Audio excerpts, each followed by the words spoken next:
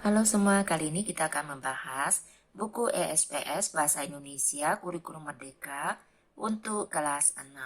Yang akan kita bahas adalah bab 1 Ayo Belati yang ada di halaman 6. Bacalah kembali teks laporan hasil pengamatan pada halaman 4. Tentukan ide pokok, ide pendukung, dan informasi dalam paragraf kedua hingga paragraf keempat.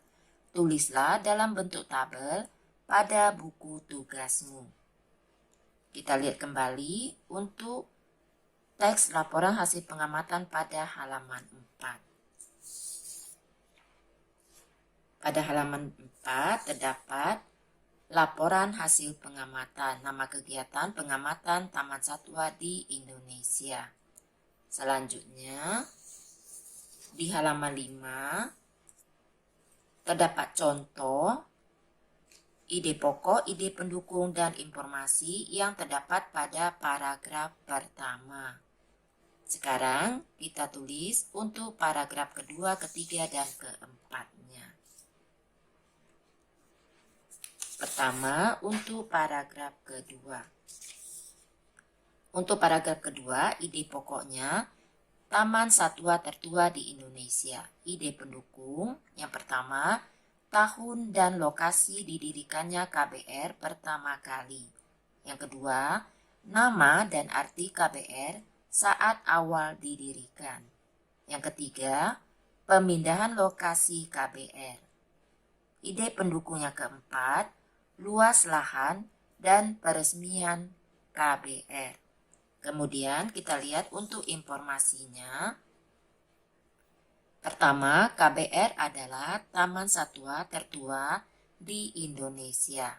Yang kedua, KBR mulanya didirikan pada 1864 di Cikini, Menteng, Jakarta Pusat. Informasi yang ketiga, sebelum bernama KBR, kebun binatang ini bernama Plantain and Dairy Twin. Untuk informasi keempat, dari Cikini KBR dipindahkan ke Ragunan. Untuk informasi kelima, KBR di Ragunan memiliki luas 30 hektar. Informasi keenam, KBR di Ragunan diresmikan Ali Sadikin pada 22 Juni 1966. Selanjutnya kita bahas untuk paragraf ketiga. Ide pokok KBR sebagai habitat buatan berbagai spesies hewan. Untuk ide pendukung yang pertama, jumlah spesies dan spesimen hewan di KBR. Untuk ide pendukung kedua, jenis hewan yang dilindungi di KBR. Selanjutnya informasi. Informasi pertama, paragraf ketiga, KBR merupakan habitat buatan.